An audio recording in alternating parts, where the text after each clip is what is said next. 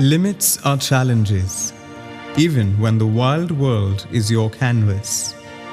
The earth has charmed him with its natural beauty. The things of the earth, its songs, its languages, and architecture have been irresistible realms that he must explore. These two are the sources where food is stored.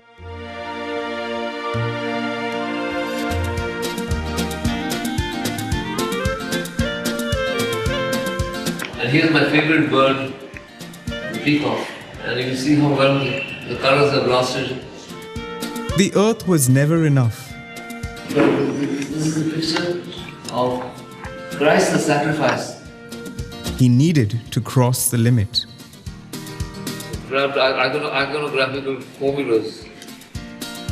I want to break out of the iconographical formulas. He heard the heavens beckon too. And so, Dr. Pereira turned to the study of theology, mythology, the scriptures, the writing of mystics. He rises above narrow limits of disciplines to achieve a rich and cosmopolitan understanding of culture. The pulse of all his meditative research is best felt transmuted into his art. It is here that the earth and heaven enter into intimate conversation.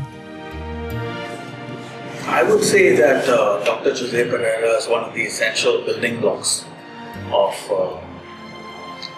scholarship into what the Luso-Indian experience was about.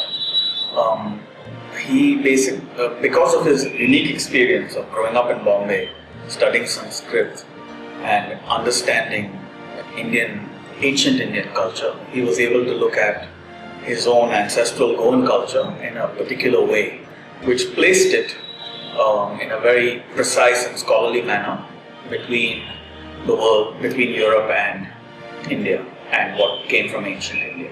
Then he had a kind of an encyclopedic interest where he looked at all different aspects of Indian culture, and then he turned that onto the tiny microcosm that's Goa and examined various aspects of our culture with that training and the brain that he had, the kind of classification-minded mentality that he had. And he basically built a framework for us to understand Goa in its truly unique, precise place between Europe and Asia, or ancient India. That, I think, is his main contribution. But for someone like myself, Jose Pereira's work is essential and it's a foundation for everything else. Dr. Jose Pereira's work looked at our language, our music, our architecture, and many other things, and he described precisely its value, its uniqueness, its significance. I'm just wondering why I hadn't seen these colors and these strokes before. Why hadn't they come into public space? Most unfortunate thing that I find about great Goan masters is that, it takes a lifetime for them to come into public space, to be understood by their own people. Jose Pereira was born in 1931. His family home is in Kurtori, Goa, but his scholarly pursuits have taken him far and wide. He can be described with many epithets: researcher, author of books on art and architecture, musicologist, linguist. But in his heart, the greatest passion has always been his painting. Dr. Jose Pereira always thinks of himself as an artist. And in the field of art, it is muralism, murals and frescoes that have always been his first love. I am a muralist, he says. One of his finest examples of fresco painting in the Italian style, wet fresco technique, is the fresco at the Saint Joachim Chapel at Borda. He did paint another chapel in Bombay, but unfortunately that has been painted over and we have lost that image. The themes on his canvases range from the crucified Christ to a self-portrait to classical themes of Hindu art. In his murals, we come face to face with all manner of creatures of the earth and the God who is manifest as nourishment for the soul. There you have the coconut, which is one source of food for goans. There you have the banana. Here is papaya. And there is the... What is that? A betel nut. What? A betel nut. The betel nut. So you have 4 sources of food. On the lower level, you have the major sources of food. There is fish there. Here, coconut. Here Fowls. pineapple. That's part of the main vault. These. This is The fowl. poultry. Yeah, That's right. poultry. Here pigs, and there is goats. So these are the major sources of food. Then we come down to the lower level where you have the distributors of food, those who make food available to the consumers. There you have fish. Here you have fish and tomato saplings. Here poultry. So you have the distributors of food. But on the top you have the source of all food, divine and human. Eucharistic and otherwise, Christ in the tomb surrounded by fruits and vegetables. He has imbibed the spirit of the great classics he has studied, and his paintings reveal the breadth and harmony of his vision. There is a dance, there is a cycle of cosmos through which everything is Punarapi Jananam, Punarapi Maranam, Punarami Janani Jathare Shayanam. So he has tried to capture that cosmic cycle through all these creations. I think Dr. Pereira actually is an undersung muralist. His work at the Borda Chapel is actually monumental.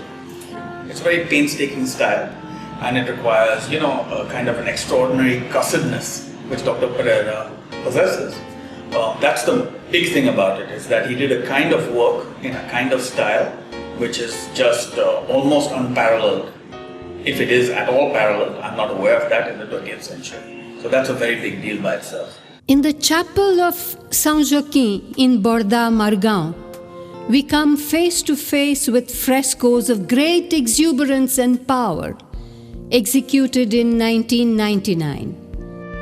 The sheer delicacy and wealth of detail capture our gaze and hold it in thrall. Fresco buono style, which is painting directly onto rapidly drying mortar. And according to me, I've discussed this with Dr. Pereira, I cannot find a more ambitious, at the very least more ambitious work done in the entire 20th century. It's a very painstaking style.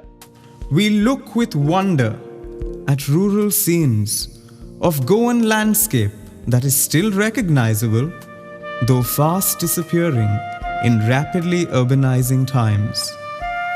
They're putting the nets full of fish from the sea, and then they will open the nets, catch the fish and distribute them to the sellers. The chapel at Fatorda, Margao, hosts yet another marvelous work. The paintings on the wall are an offering of color and form and luminosity, where feeling and thought reveal the earth and heaven in conversation. Dr. Pereira's health began to fail him when he started his work, so he painted only the face of Christ in the fresco technique, with its wide glaring eyes, and then surrendered the rest of the work to be painted in acrylic by 2 art students, Sandesh Shetgaonkar and Sudhin Kurpaskar. José Lourenço provided technical expertise. "Why are his eyes so glaring?" José Lourenço asked him. "That's because he's angry," he replied, "at what we have done to his creation." Pereira is a deeply religious man who believes, like Pascal, in doing little things as great things, and great things with ease, in tandem with the omnipotence of God. José Pereira was an avid learner even as a young man. His interest in his Indian heritage led him to opt for a BA honours in Sanskrit, side by side with a full-time course at the JJ School of Art. He went on to gain his doctorate in ancient Indian history and culture from the University of Bombay in 1958. He then took up a position of research associate in the history of Indian art at the American Academy, Varanasi, from 1967 to 69. He was adjunct professor of East and West Cultural Relations at the Instituto Superior de Estudos Ultramarinos in Lisbon, Portugal. He later joined Fordham University in New York as a professor of theology. The research and the writing never waned. Dr. Pereira has published more than 20 books and over 130 articles of theology, history of art and architecture, and on Goan culture, language, and music.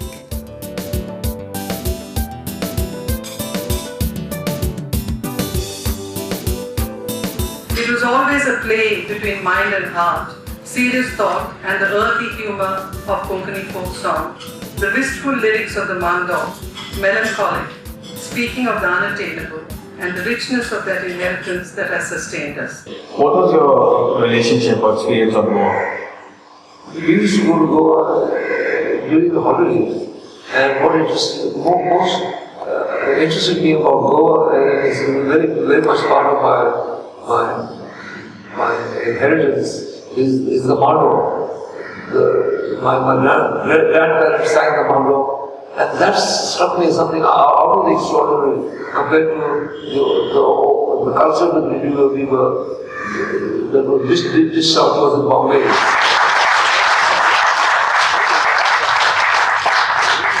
I hate Goa, Dr. Pereira has been heard to comment. Perhaps it is his very love for Goa that leads him to hate certain trends that he sees emerging in the land of his ancestors. He often laments that the Konkani language may be reduced to a literary artifact. It is this same deep passion for Goan culture and language that has inspired him to study traditional Goan Konkani song, the Mando. The Mando was an attempt to create a fantastic world on the banks of the Zuari. Shall we say, it was an attempt to create a tiny and practically invisible Vienna on the Zuari, surrounded by the forests of Cecil.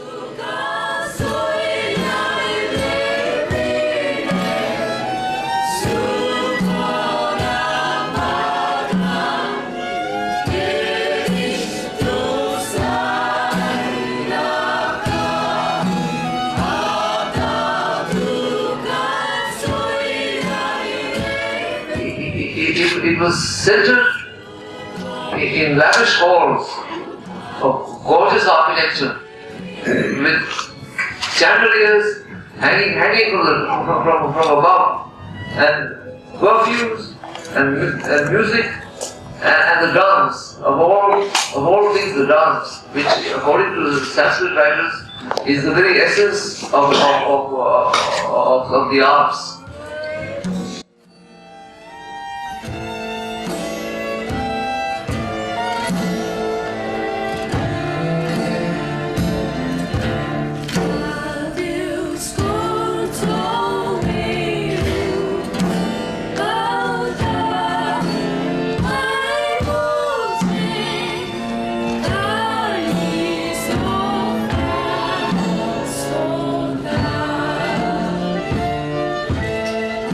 As you know, the Sanskrit theorists describe two kinds of dances, the Lasya and the Tandava. The violent dance, Tandava, and the Lasya, the graceful dance. That kind of dance triumphed in Goa, in the grand halls of the Goan aristocracy.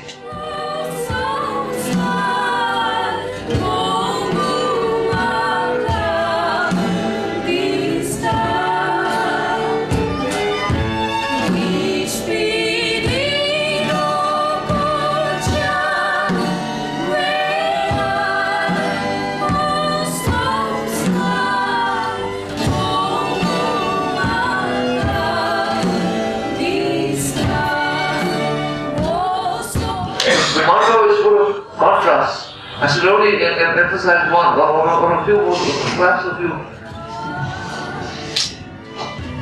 One is the melody. The melody is uniformly melancholic.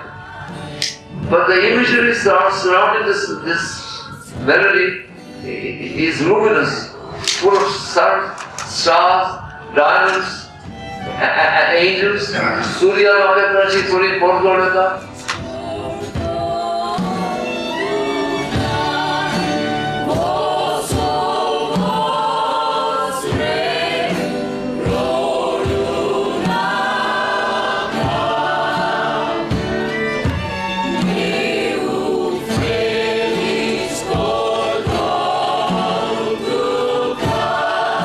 Pereira writes about this kind of song and about the works of Michael Martins, composer and researcher in this field. A new culture, that of Latin Europe, embellished with music, was implanted in Goa by the Portuguese in the early 16th century. Quickly assimilated, this musical culture acquired a distinct Goan identity in the 18th century, one which matured in the second half of the 19th and first half of the 20th. The extensive and varied work of Michael Martins is the apotheosis of this musical tradition. The Mando is a dance song that conveys the emotions of love and yearning for union, a quote. It also comments on contemporary events, fobro, many of them political. When writing my book on Goa, my spirits were held up by Cecil, whom I used to telephone regularly when I found the going too difficult, and he cheered me up in a trice by singing the Dulpod from New York over the telephone. He seemed to have a Dulpod to suit every occasion.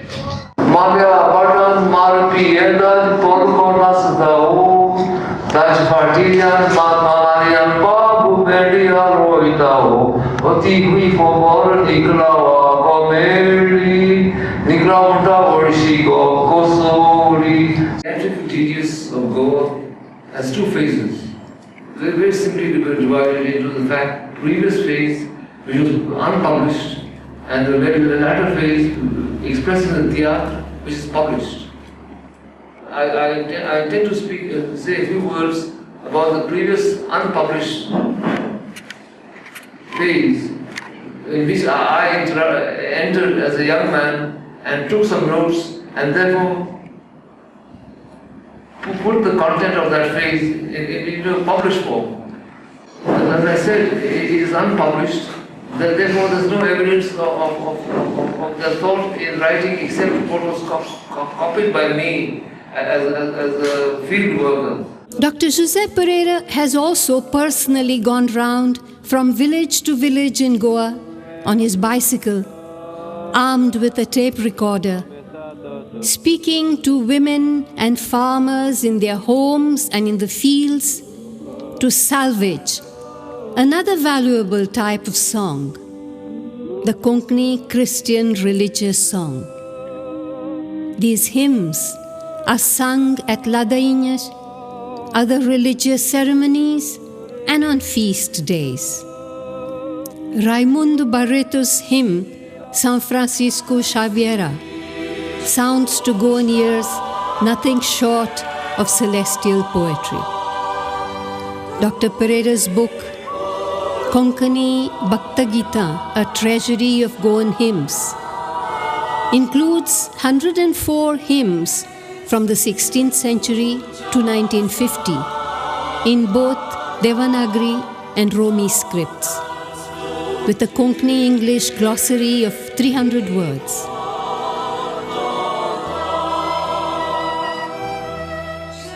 As a polyglot, as a philologist, as an Indologist, whatever he has researched, it has been researched in intricate depths.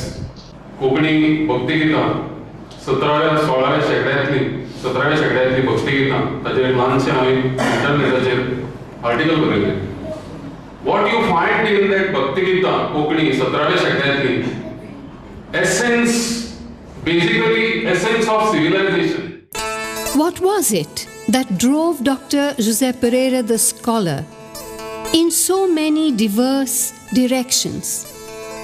Carefully studying, researching, writing about apparently disparate fields as language, music, architecture, philosophy, and theology. As global as संवसारांत when super specialization is the norm, एक तरेचो cultural simplification is taking place, ecological simplification is taking place. Dr. José Pereira सारक्यांचे contribution आसा ते multidimensional, multidisciplinary, interdisciplinary म्हणून म्हाका ते चड महत्वाचे दिसता. Intellectual magnet, powerful magnet. So Dr. José Pereiraच्या पांया कडेन म्हाका कसो करून येवन ताच्या पांयाक हात लावन ताचे आशीर्वाद म्हाका घेवपाक जाय आशिल्ले आयज. म्हणून हांव त्या ताकतीकेन हांगा आयलो. कित्याक आमच्या गोंयांत आज पिगमीजच दिसतात सगळे कडेन. We are actually surrounded by a large number of pygmies, dwarfs. आणि वो giant आसा आमच्या मुखार एक